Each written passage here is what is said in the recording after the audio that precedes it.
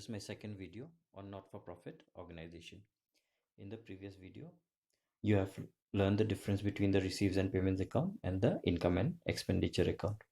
In this video, you will learn the format of receives and payments account and also the format of income and expenditure account. Let me show you the format of receives and payments account. This is the format of receives and payments account. The receives and payments account is an account which is prepared at the end of the accounting year. It is a summarized form of cash book. The cash book is maintained on chronological order, whereas the receipts and payments account is just a summary of the cash book. That means all the total receipts of cash under different accounts and all the payments of cash under different accounts are shown in this account. This account is a real account. This account is a real account. So all the receipts of cash are shown on the debit side and all the payments of cash are shown on the credit side. And there are two important things that you have to know about this account is that this account is prepared on cash basis and it takes both revenue as well as capital nature item. Revenue nature items are those items which are of recurring nature and capital nature items are those items which are of non-recurring nature. Recurring nature items are like payment of salary, payment of wages, or receive as interest or received as subscriptions. These are all revenue nature items. Capital nature items are like purchase of furniture, purchase of building, sale of furniture. These are all capital nature items. So this account takes both revenue as well as capital nature items.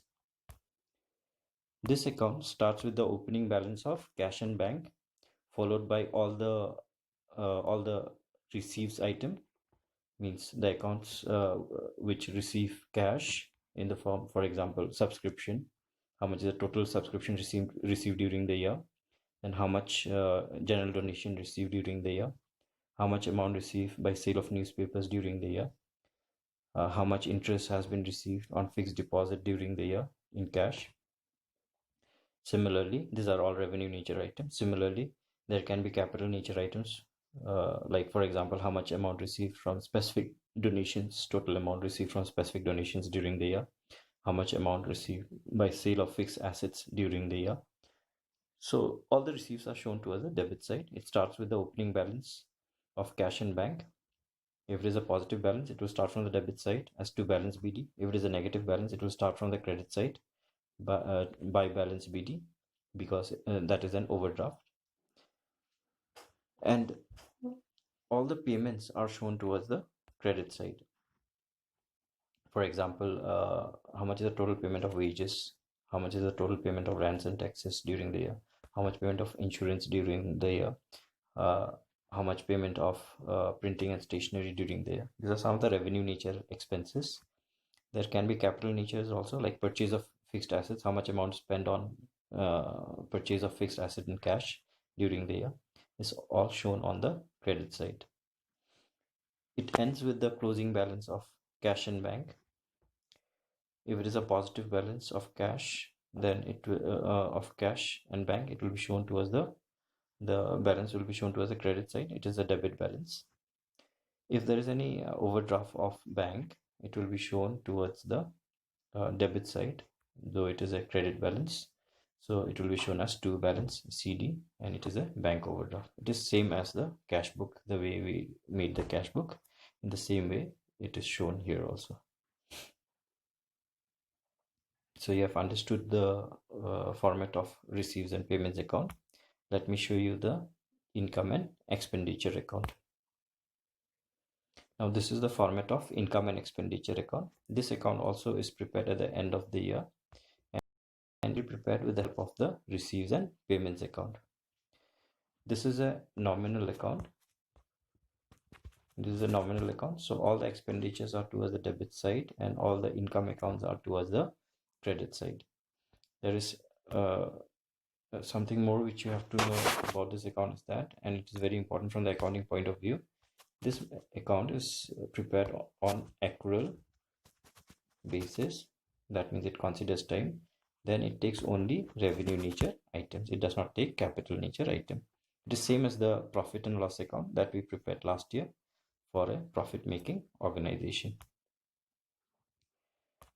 Since this account is prepared with the help of the receipts and payments account, so whenever an account, the amount of an account is taken in this account, it is important that we need to adjust that amount, because the amount might include the amount of some other years also. If it is on accrual basis, then we consider only the current year's income and expenditure. So if the incomes or expenditures of the other years are involved in the amount which is taken from the receipts and payments account, it needs to be adjusted.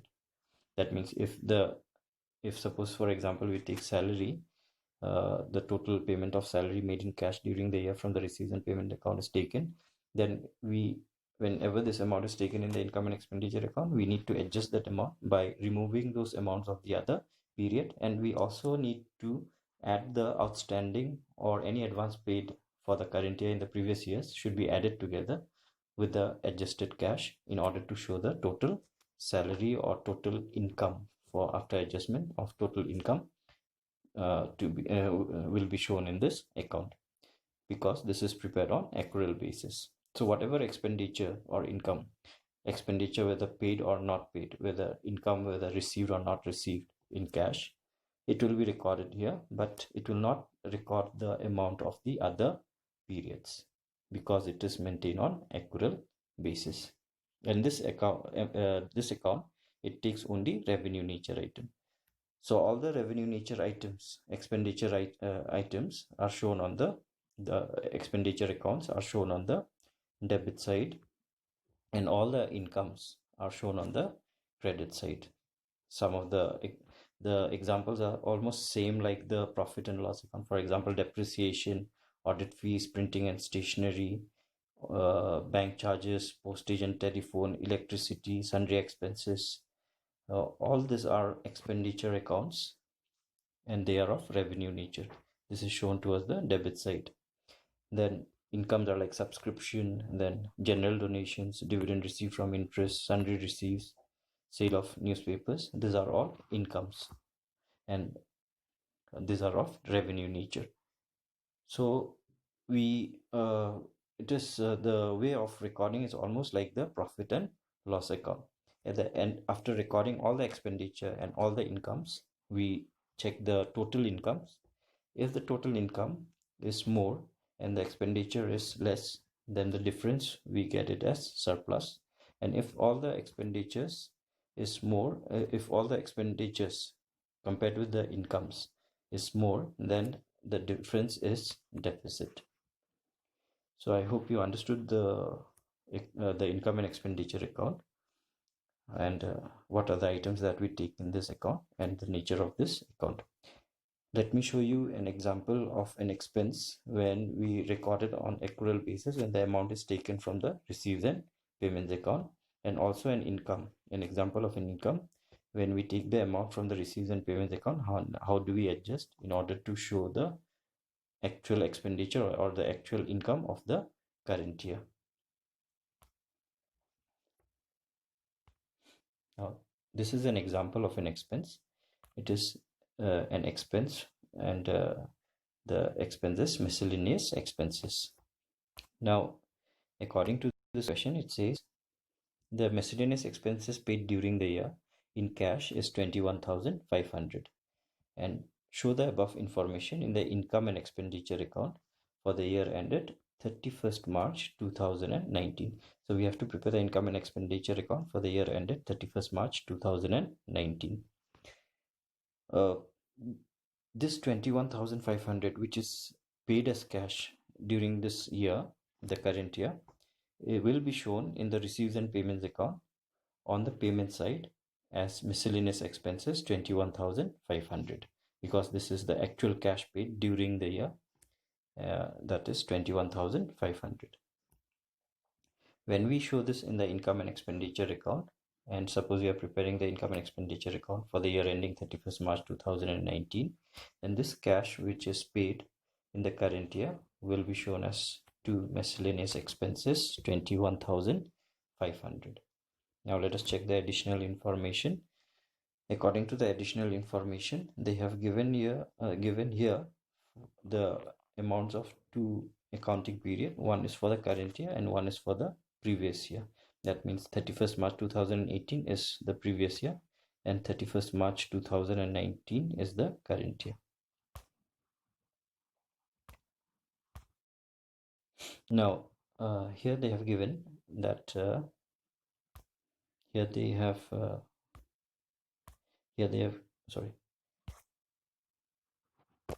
given that there is a prepaid expense. There is a prepaid expense of 900 rupees.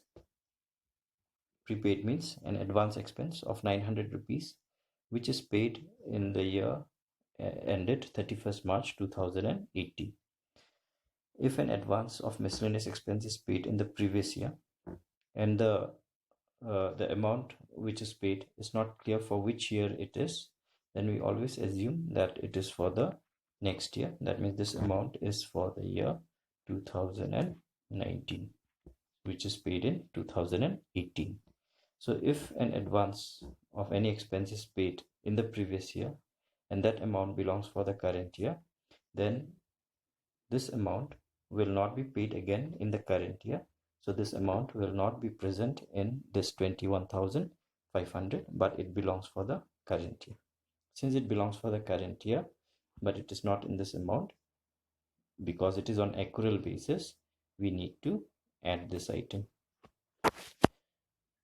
So it will be added because it belongs for the year 2019 and it is not present in the cash of 21,500. So we are going to add it. Again, it says there is a prepaid expense. That means an advance expense of miscellaneous expenses paid during the year ended 31st March 2019, 1,800. So this advance which is paid in the current year, and this amount is paid for the which year, it is not mentioned in the question, then in such a situation we assume that this is the advance which is paid for the next year, that is for 2020. If it is for 2020, then this amount is paid in the current year, then this 1,800 will be there in this 21,500.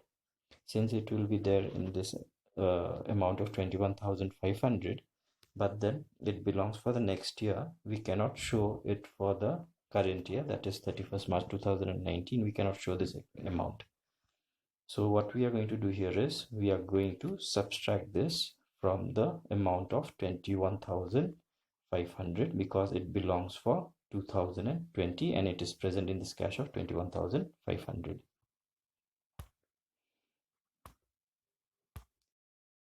The other information which is given in this question is that there is an outstanding expense. Outstanding means not paid. There is an outstanding expense, miscellaneous expense of 2,000 rupees.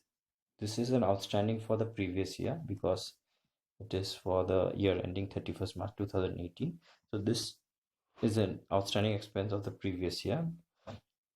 Since it is an outstanding expense of the previous year and the question is not clear, when the question is not clear about an outstanding expense of the previous year, whether paid or not paid, we always assume that any outstanding of the previous years are paid in the current year. That means this amount will be paid in the year ending 2019. But this amount belongs for 2018. So if it belongs for 2018 but it is paid in 2019, so this 2,000 rupees will be included in the cash of 21,500 because it is paid in the current year. This is the previous year's outstanding which is paid in this year. So in this year means the year ending 31st March 2019. So it will be included in this 21,500. Since it belongs for the year 2018, this amount will not be shown, so we need to subtract from the cash of 21,500. So we are going to subtract this 2,000 rupees. The question also says that there is an outstanding 1,600 and this outstanding is for the year ended 31st March 2019. That means this amount is for the current year, but it is not paid. It is an outstanding of the current year. That means this 1,600 will not be included in this 21,500. But since it is for the current year, we need to add it. Otherwise, there will be a shortage of 1,600 while showing the amount of miscellaneous expenses for the current year. So what do we need to do? We need to add this with the cash of the adjusted cash of 21,500. So we are going to add it. So if we do that, we will ultimately get 20,200, which is the actual miscellaneous expense of the year ended 31st March 2019. So what we have done here is we have taken the cash which is paid in the current year. That means for the year ended 31st March 2019, 21,500. And from that amount, we have removed the amounts which belong for the other periods. That is 1,800, which is the advance amount paid for the next year, and the outstanding which was for the previous year, that is for the previous year. So that is subtracted, which is included in the cash, and we added 900 and 1,600. We added 900 and 1,600, which actually belong for the current year and which is not present in the cash of 21,500, so that we can show the actual subscription so that we can show the actual miscellaneous expenses of 31st March 2019, because this is on accrual basis. Let me show you one example with an income. Let me read the question first.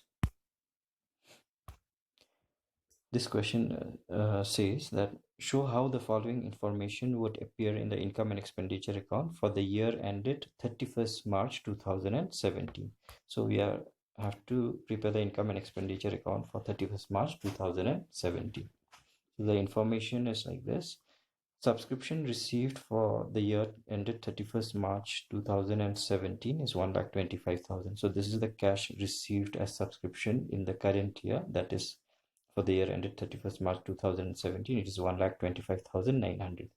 If the receipts and payments account is, if we have to show this in the receipts and payments account, we will show this towards the receipt side as subscription, and the amount will be shown as 1,25,900 because the cash received is 1,25,900 in the year ended 31st March 2017. Now, when we show this in the income and expenditure account, we show on the income side as by subscription 1,25,900. Now, the additional information which is given to us here is subscription outstanding. Outstanding means not paid by the members and the organization has not received this. That means it is an outstanding on 31st March 2016. That means 2016, we are preparing for 2017. That means it is an outstanding of the previous year. If the question is not clear about the payment of any outstanding of the previous year, then we always assume that it is paid in the current year. So this 9,750 is paid in the current year, so it will be present in this 1,25,900. But this subscription is the subscription of the previous year, so we need to subtract this from the cash of 1,25,900 because it is present in that. Next, the next additional information is subscription received in advance as on 31st 2016, 31st March 2016. So in 31st March 2016, that is the previous year, subscription was received in advance was 4,500. This advance was paid in the previous year by the members. So if the question is not clear about for which year's advance is this, which was paid in the previous year, we always assume that this is the advance which is for the current year, that is for the year ended 2017, which was paid in year ended 2016. So since the members have already paid this amount in the previous year, they are not going to pay this amount again in the current year. So this will not be there in the cash of 1,25,900. So what we are going to do here is we are going to add this amount because we have to show the total subscription of the current year. So this amount actually belongs for the current year and it is not present in the cash of 1,25,900. We are going to add this item with the adjusted cash.